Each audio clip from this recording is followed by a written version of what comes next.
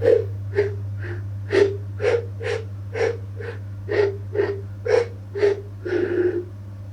everyone! Today I'm going to show you how to make your very own pan flute out of plastic bottles. So about a week ago, I uploaded a similar video but just on how to make a pan flute out of straws. So I'll put that video in the description bar below. So you'll need 13 empty plastic bottles. You'll also need a piece of cardboard, some tape, water, and any sort of keyboard that you will use to tune the pan flute. So first of all, get your empty water bottle and your water and get your keyboard ready. If you're using GarageBand, you can just open an empty project and use the keyboard option. If you have different sizes of bottles, I would suggest figuring out this note first and then work from that. It's very difficult just to hear straight from the bottle what note it is.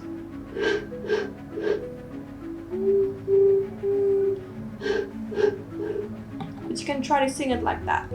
So, and then try to see on the keyboard what note it is.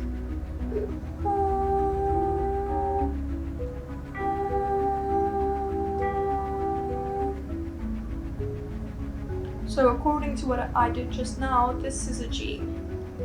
The lowest note you're aiming for is a C. So I have a larger bottle here.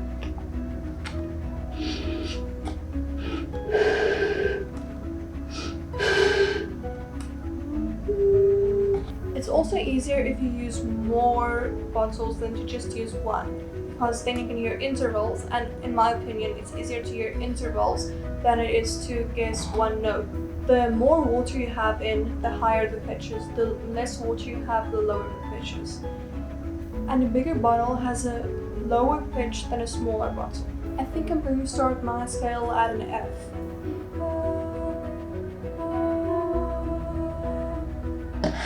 I have an E, just some water.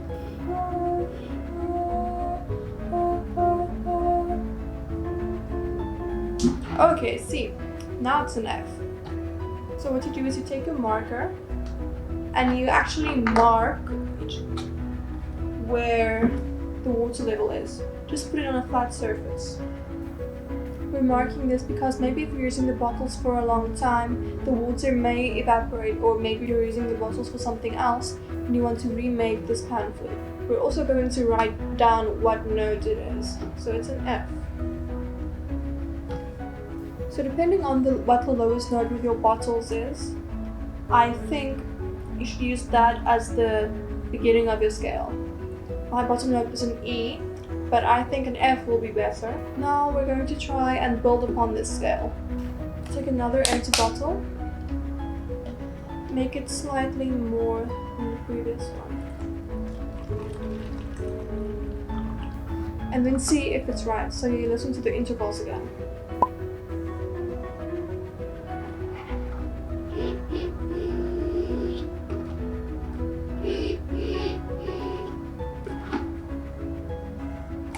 Okay, I think it works. So this is an F, this is an F sharp. Remember to mark the water level and the note.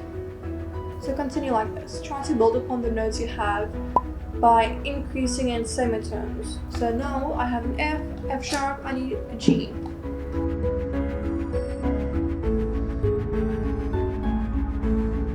Now if you remember in the beginning I said that this small bottle was an A.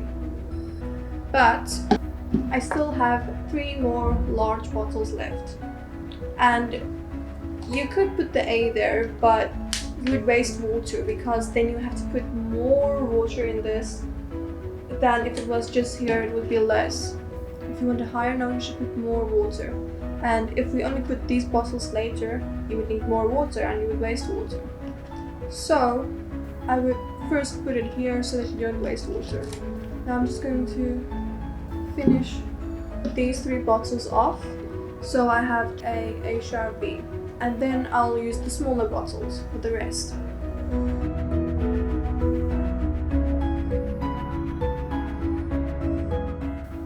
So now I'm finished with all the large bottles that I had. I have 7 large bottles and 6 small bottles. So now I have from F to B. From C till the next F, I will do with the small bottles. So I'll just put these aside. So now I'll use the small bottle. I have a B, I'm trying to get a C. So basically just, you start off with the note. Like, you want it to be the bottom note, either preferably an F or a C. And then you just build upon that, semitone by semitone. So you just build upon it until you have 1 octave.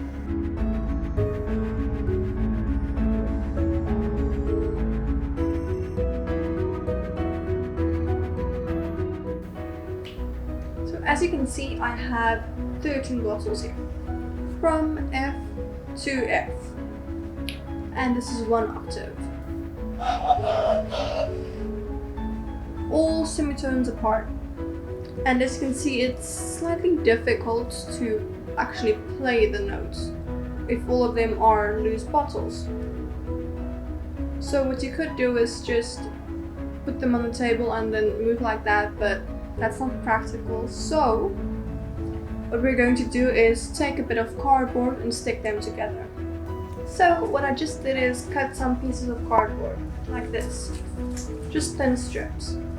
And then what we're going to do is put them at the front and back to support them. Let's start with the small bottles.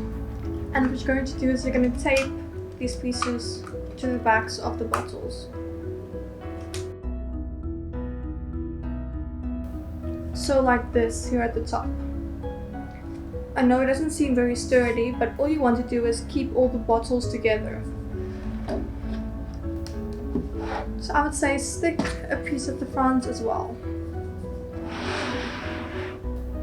So if you pick the pan flute up, it's like this. It actually holds it together. I would probably pick it up here at the cardboard pieces because it's more sturdy there. So next you connect the other pieces.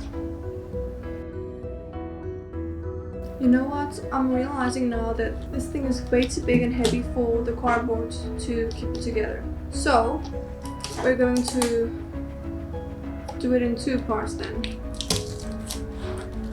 Like that. Then what you would do is you would carry this piece and that piece separately when you would transport this.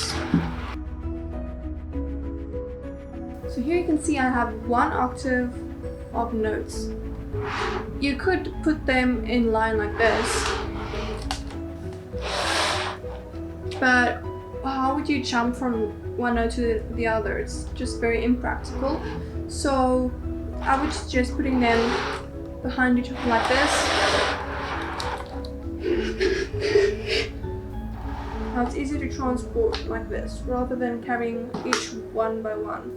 And also just remember to keep these caps because you will need to close the bottles when you would move them or store them. And there you have it. Thank you so much for watching. I hope this video helped you. And if it did, remember to subscribe because I will have more videos coming out on this topic soon. So if you have any questions or anything was unclear to you, you can let me know in the comment section. Bye and see you next time.